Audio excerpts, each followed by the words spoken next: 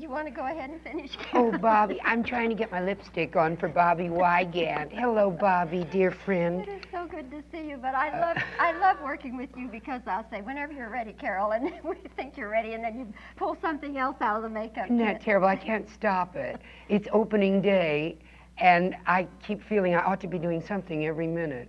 Now, what do you do backstage at night? Do you keep doing that same thing until Charles shoves you out going on the over stage? lines. Oh, do you? Going over lines all the time. George keeps changing the lines, and then when I get out there, he's changed them again from what I just learned. So I guess it works for the best, Bobbie.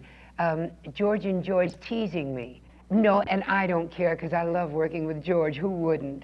You know, I think people don't realize, or at least some people don't realize, that you all worked together in the 60s some, didn't you? Yes, we did. It was about 62. Gracie was still alive, and she used to sit in the first row and laugh and carry on, and she was quite encouraging. It's quite, you know, for a comedian to have Gracie's blessing is really, I guess all of us feel that's about the crowning glory. Yeah. But the first time you went on with George, were you real nervous about it? Well, it was a tremendous adjustment for both of us. But George is one of those people who's totally aware of the fact that now I'm not working with Gracie, I'm not working with Jack Benny, I'm not working with his wonderful discoveries. You know, he discovered Anne Margaret and Bobby Darin when nobody else knew who they were. And she was 18 at the time.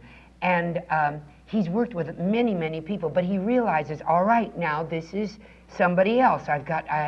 So he's the greatest listener in the whole world. But you know, in many people's books, like Stanislavski and Boleslavsky that I studied at Bennington, the definition of a fine actor is a good listener.